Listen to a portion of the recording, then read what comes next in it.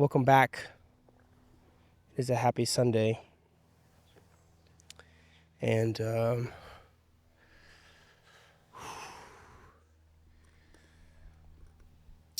what a hell of a week. What a hell of a week. Learned a lot, experienced a lot.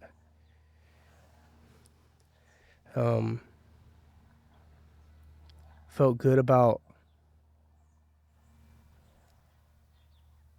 the decisions I made this week. And I also had times of doubt in those decisions that I made. You know, whether or not I was trusting my gut or making decision based on someone else's want or need. And,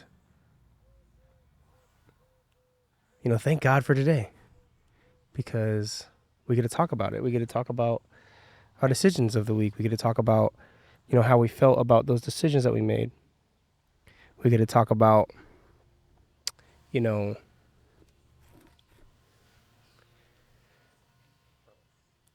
steps that we made to grow, the steps that we made to reassure ourselves that we're on the right path. And even if we were to make a step towards the direction that we want, we made the decision to go that way. And now it's about following through. It's about experiencing a new journey. It's about experiencing what God has put in front of us. I should say what God will put in front of us with that decision that we made this past week. So before I get too along the way, I'll do a small prayer. Since it is Sunday, I hear the church bells ringing. And I'll say, like always, thank you, God, for this day. Thank you, God, for this opportunity to be great. Thank you for challenging me this week. Thank you for giving me the energy to be brave, to be strong, to be mindful, to be present. Thank you for helping me in times where I wasn't present to realize that I'm giving energy to things that I no longer need to give energy to, that I need to trust with worry-free of what is to come, because you've shown me the path that I want to go on. You've shown me the path that I'm going to be going down. You've helped me realize my potential. You helped me realize my strength. Through all the prayer, through all the work that I've done, you've helped me realize it. And as I go through the new direction of my life, you are there protecting me, guiding me with my blind faith, with the faith in general.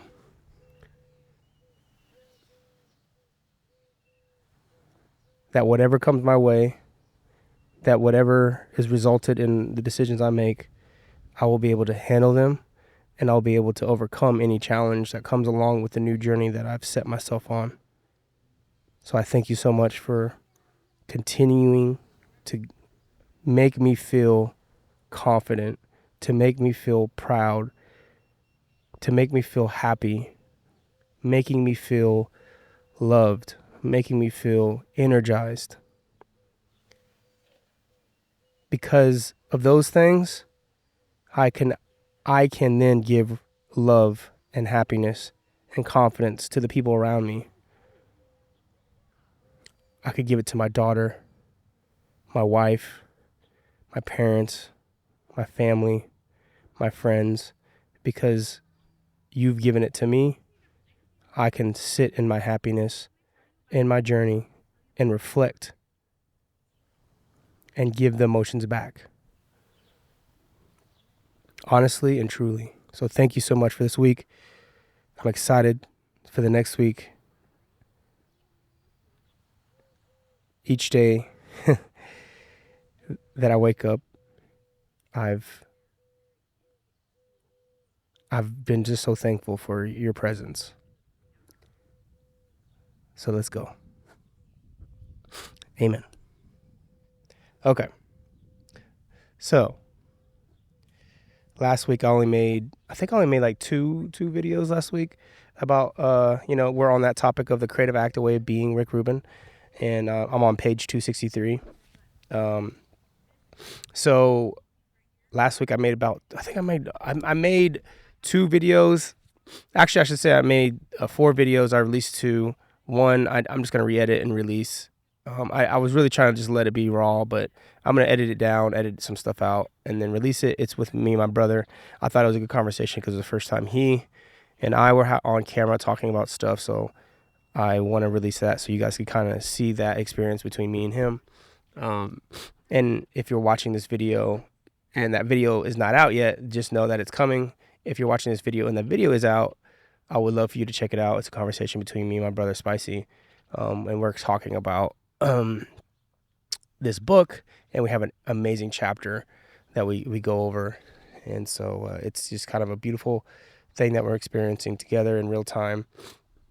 I think I'm in the episode, I'm realizing I'm talking more than him.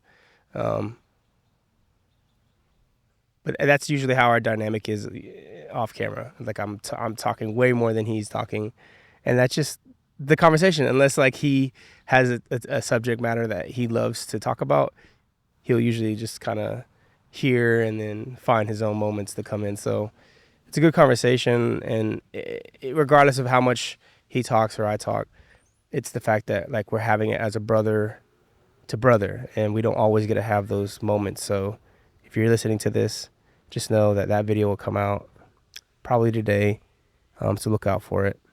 The thumbnail will be a picture of me and him. So I have 3 chapters. They're pretty small. I've only been doing one at a time, but these all 3 of these kind of feel like they're the same kind of chapter, and they have like the same meanings behind them. They're talking about like us trying to tap into ideas, or us trying to feel out whether or not an idea is right or wrong, looking and searching for ideas, looking and searching for signs.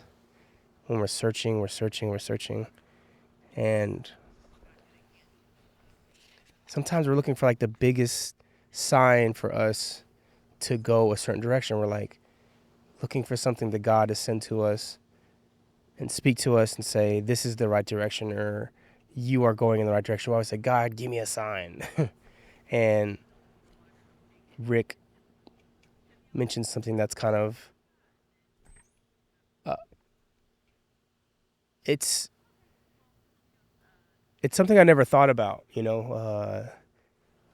the idea that the signs could be very small. And he's taking this approach to saying we're usually looking for signs that are really big. We're looking for big signs in our lives to say you're doing the right thing. And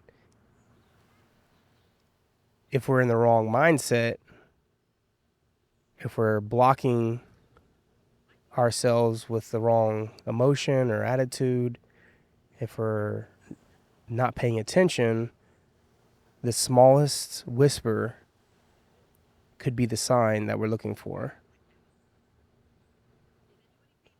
I should say the quietest whisper could be the sign that we're looking for, or an idea to push us in the right direction. So when I heard that, it reminded me of this video that I made a long time ago called Small Things Make Me Big. And it's a little documentary I made. Oh my goodness. Did you just give me a little tiny kiss? Can I have another one? No. Just turn this way. I will pull this. You just unplugged my headphone, my baby. I can't hear. Can I plug it back in, or can you? There we go. Oh, you did it. Okay, do you want to say hello on the mic? Here, say hello. Hello. Say, what's your name? What's your name? No, what's your name, baby? What's your name, baby? No, I want you to tell them your name. What is your name? Are you Princess Anna or Ellie? Princess Anna. Oh, Everyone. Princess Anna, everyone. Oh, okay. Well, thank you, Princess Anna. Are you playing? Uh-huh. Oh. The fells over there. Is there anything you want to say? Yeah. What do you want to say? Wait, look. Can I ask you a question? Sure. What do you love? Elsa. You love Elsa? Can I ask you another question? Sure. What would you like to do with your life? Wait here. Play right here. That's a good thing to do. Okay. Okay. Thank you so much. I love you. Go play with Elsa.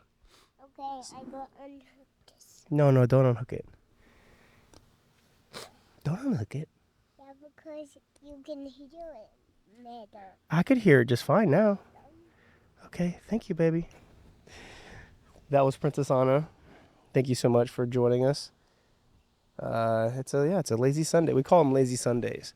Back in the day when me and my wife were in college, we'd have lazy Sundays, and the lazy Sundays were always like we would go work out and like kind of get some stuff done in the morning, like just our own little thing. But then the afternoons were just always just spending time with each other, watching TV. Like we just binge watching content. And this was kind of before streaming, so we would rent a lot of movies. We'd go to the Dillons and rent a bunch of Netflix movies through the Redbox movies. And we would get fried chicken and mashed potatoes, macaroni, and rolls, and we would just pig out and eat, watch shows all day. It was like the best thing ever. So today's our lazy Sunday, and you know, they were just having fun. So hopefully you're having a great lazy Sunday. So just like everything else, I'll start with these quotes here. This chapter is called "Right Before My Eyes." The entry says, "It's helpful to work as if the project you're engaged in It's helpful to work as if the project you're engaged in is bigger than you." Artists occasionally experience a sense of stagnation, a block. This isn't because the flow of creativity has stopped. It can't. This generative energy ceaseless. This generative energy is ceaseless. It, it may just be that we are choosing not to engage with it. Think of an artistic impasse as another type of creation, a block of your own making, a decision, conscious or unconscious, not to participate in the stream of productivity, energy that is available to us at all times. That's kind of hard for me to believe. I'll stop right there. That's hard for me to believe that we're always having that productive energy and it's in us, but we're blocking it. It's hard to believe. But when I read those words, I'm like, there are times where I say, I can't create. I can't do this. I'm not in the mood. But it's a lot of times because I've had conversations with other people or have experienced things that make me have a negative feeling inside, which then makes me not want to do something. Makes me say, do it tomorrow. And I can see how we are deciding to make our own blocks. He goes on to say, when we feel constricted, we might begin to create an opening through surrender. If we let go of our analytical thoughts, the flow might be able to find a path through us more easily. We can be and do rather than think and try. Create in the present rather than anticipating the future. That's something, I'll pause for a second. That's something that I love about in every chapter, he's somehow allowing you to remind yourself that it's more about just the creation. Just create. Don't create in the real time feeling. If you feel a certain way, create and release it. Create and release it. Don't worry about what's going to happen with it. Just make it. I was having a great conversation with my cousin Aaron yesterday. we were talking about these ideas we have, and we started getting on that subject matter of we're blocking ourselves, like trying to remind him you should just do it. A lot of times we as creatives think, oh, we don't have X, Y, or Z. We don't have these items to in our disposal to help us create the full vision in our head. We always say, one day I can't wait to make this or that, versus having the thought of, you know what? I'm going to create a version of my idea, even though it's not as big as I want it to be. I'm going to use what I have, get the idea out, and explore it. Who knows what comes of it? Who knows what comes of it? Nobody. Not until you do it, not until you create, and then in the moment, you'll say either, wow, this is actually better than what I thought it would be. I was sitting there thinking I need all this stuff, but I'm actually creating something pretty cool without all of it. Something more unique, possibly. And, or you could sit there and think and get frustrated. I knew it. I knew I shouldn't have. I knew it wasn't going to be as good as what it's supposed to be. The doubts start coming in head. I knew it wasn't going to be as good as I thought it could be. I just knew it, you know. And that is something, that is something about the anticipating, like when he says this, creating the present rather than anticipating the future. Can you really be sure that whatever you're saying, I can't wait to have these things in my life so I could create it this way? Are you sure you're ever going to get it? Are you ever going to actually have the right tools to create the way you want to create? Probably not. Probably not. But you have all these, we have all these amazing ideas in our heads. We have all these cool things and thoughts that we want to do. But for some reason, we feel the need to put it off because why? I don't know. I mean, we're doubting the outcome. We're hoping that people see it. But let me remind you things that he talks about. If we're making it because we want people to see it, if we're making it because we want it to change our lives, if we were making it because we're trying to get a funding from it, if we're making it because we're wanting to get picked up by a network, if we're making it because we want to get a deal from it, that is the wrong energy to create with. He keeps trying to remind us that creating from a pure place of I want to create because I just want to make something cool.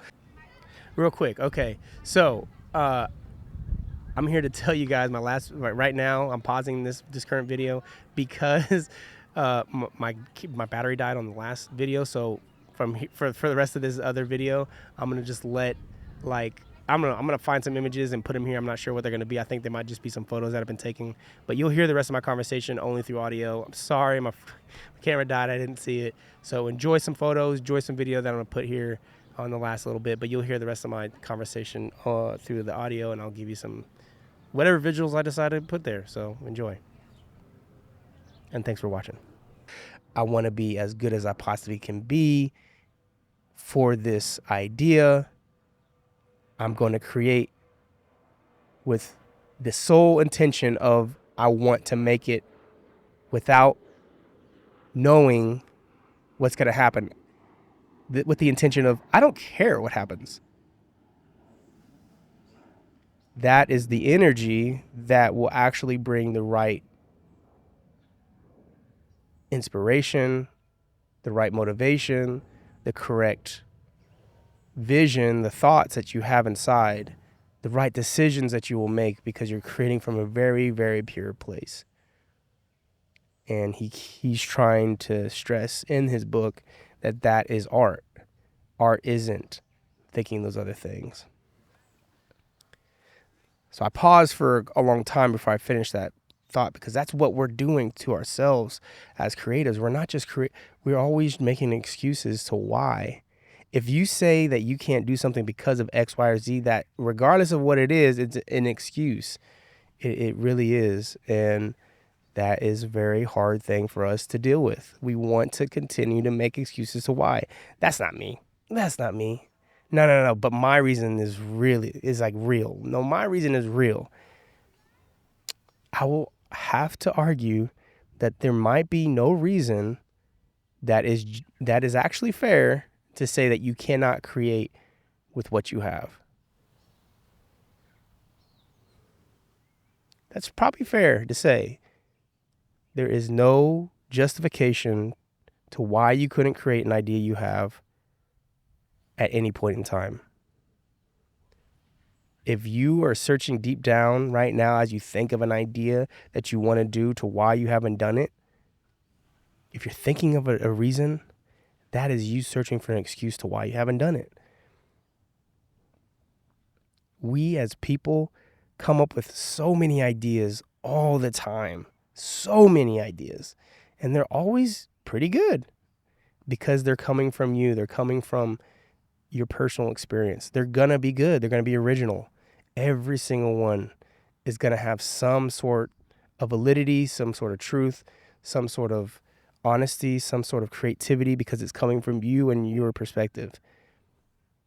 Now, whether or not you can execute the idea is what we fumble on, like what we get frustrated with. So we stop ourselves versus making it, knowing and being okay with whatever result happens. You tried. I'm speaking this right now and I'm thinking, damn, there's so many ideas I should have just done. I'm not gonna lie. I'm like, fuck, God, I need to do all these things. And I try to keep myself to remind myself what is the most important thing I want to do. What's the most important thing I want to focus my energy on? And let me just focus my energy on those things one at a time and not get frustrated. Not get frustrated with all these other ideas that I have and I want to do them. Like, of course I'm going to come up with new ideas all the time because they're bright and shiny. It's easy to come up with new ideas and want to do all these ideas that come your way because you're like, this is new and now and I'm adapting and all this stuff and we got to create. But guess what? It is okay to silence those new ideas, write them down, and maybe you explore them later. But just get an idea done and get it out. This tree is actually pretty, I said the rock was uncomfortable. The tree on my back, the supporting of this tree is not very comfortable. And I probably, because I had a coffee, need to take another shit. But let me finish these thoughts. I can hold it. I'll hold it just for you. So that was a fine rant. But a lot of that is coming from a real place, me experiencing it, me living a lot of those truths, what I'm saying. And that is self-discovery. That is us trying to figure out how can we be better? How can we grow so we can be the fullest person, the fullest artist that we can be? We can be all we can be. How can we be all we can be? You and me. He says, each time we surrender, we may come to find that the answer we seek is right before our eyes. A new idea arises. An object in the room inspires. Feelings in the body amplify. I'll kind of skip forward and do some highlighted stuff. Be mindful not to abandon a project prematurely because you have given into all or nothing thinking. It's easy to create a piece, recognize a flaw, and want to disregard the entire work. This reflex happens in all areas of life. When you look at the work, practice truly seeing what's there without a negative bias. Be open to seeing both strength and weakness instead of focusing on the weakness and allowing it to overwhelm the strength. This is far better than trashing the work because one small part isn't perfect. When we acknowledge a weakness, also considering how it could be either removed or improved before disregarding the entire piece. So, yeah, improves it, or maybe fix it, improve that weakness somehow, and see what the project does versus just deading it. Now, in terms of video production, that has again happened to people where they still made on a video, they don't want to release it, or they want to reshoot scenes. And that's stuff that I've done before. Like, hey, let's reshoot the scene. Like, let's just redo it, or let's add some scenes into it. Let's go reshoot this. Let's go reshoot that. And that's what reshoots are, like, okay, we tried something, it didn't work. Let's go try to reshoot it. And you got to take the time, the energy to go do it to make it better. And a lot of times it does. It makes it better versus like deading the whole thing, right? Or there's that version of people that just don't even want to explore the idea of how to release it. We're making stuff in real time with real emotions, with real creativity, but for some reason we don't want to release it to the world because we feel some type of way about it, because we don't feel like this is us anymore. But again, he's encouraging you to get used to the idea of releasing it because it has a charge, it has an energy that when you were creating it, you felt that way. Okay.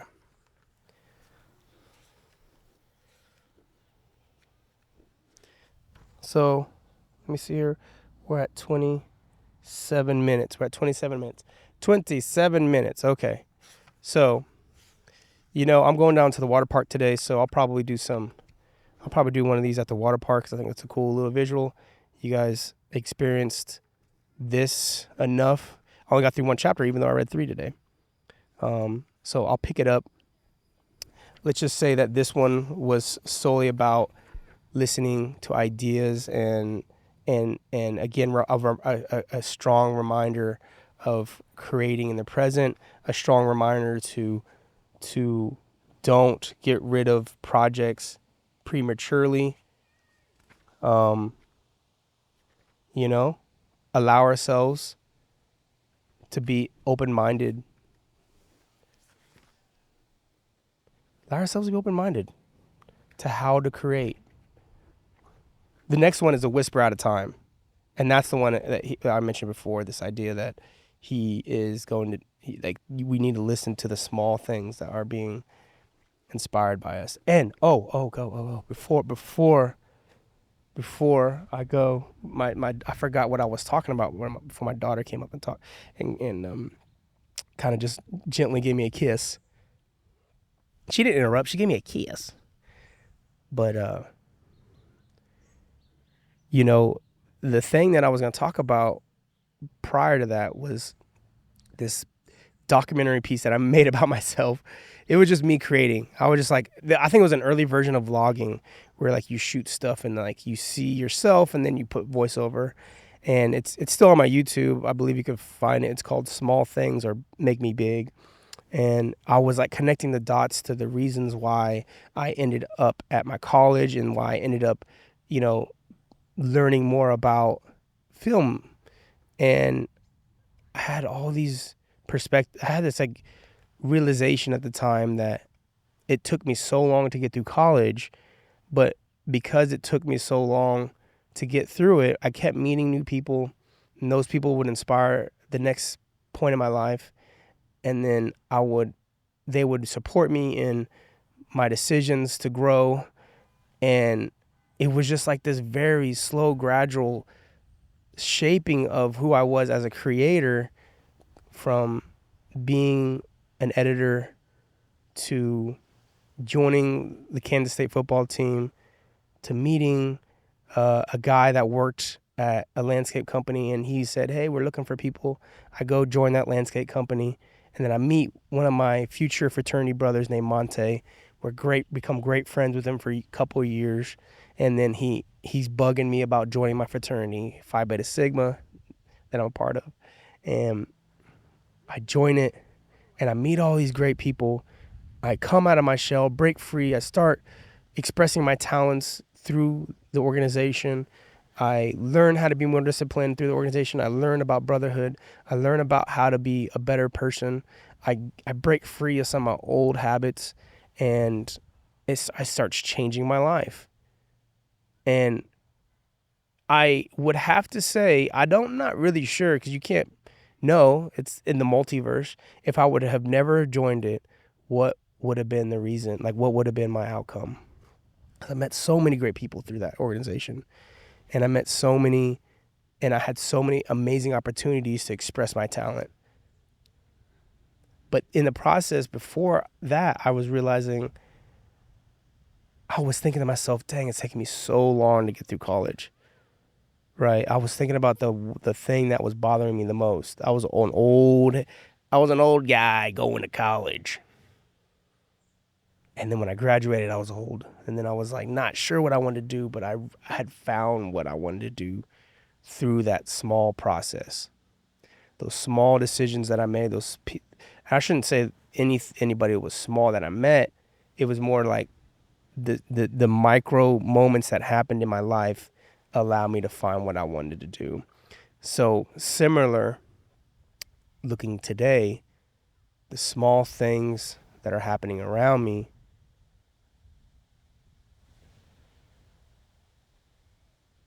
I'm trying to identify maybe what, I'm reflecting on what that is, because I'm not sure.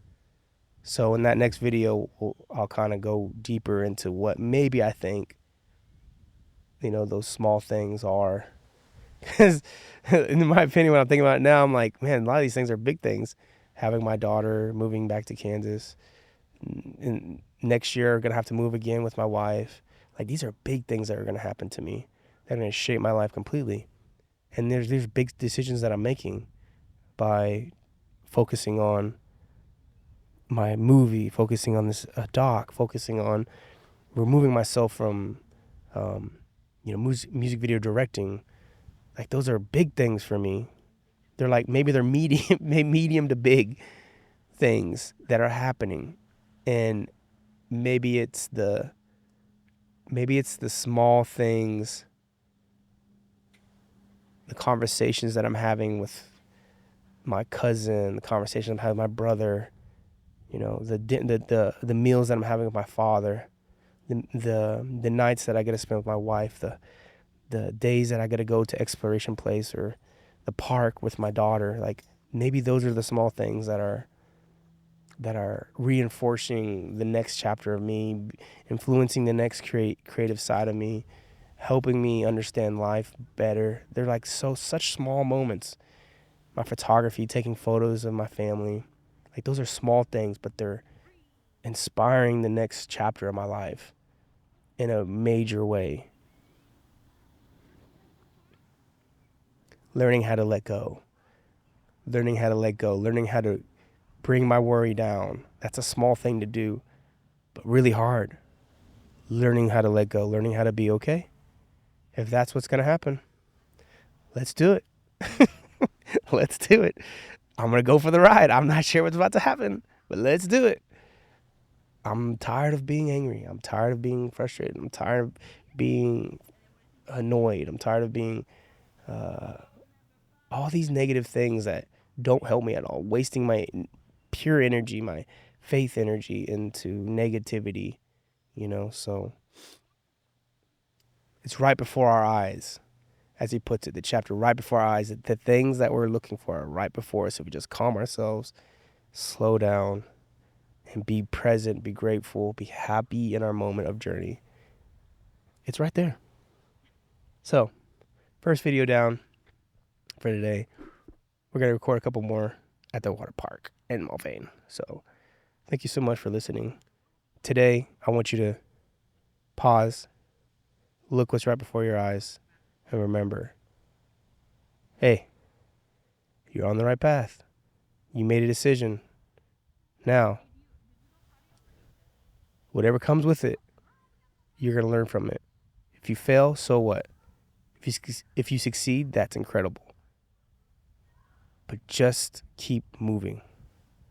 Okay, until next time. Thank you so much for watching. Go check us out. I am Rico Did It of The Real Goats. And go check out I'm Spicy Rico, Shaq Gonzo, Fro Bandy Truth.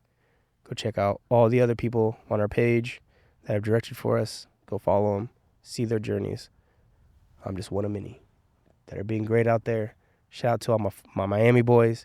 Shout out to my Atlanta people, my New York people, my LA people, my Charlotte people. Let's see, Kansas City people, Chicago people. I'm trying to think of like the major places. Arizona people, Texas, Oklahoma, all the real goats out there that are making amazing content. Thank you so much for inspiring others and myself. All right, bye. Okay, guys. Again, like I said, sorry that the camera died. I appreciate you guys tuning in. I'm sitting here in Mulvane. You can check out this one right now, which was a great conversation on the next video. See what I talk about. I'm talking about whispering. I'm talking about letting things go. I'm talking about get yourself to quiet your mind so you could let the unknown come to you. So go check it out right now. It's the next video up. Appreciate you guys. Thank you so much.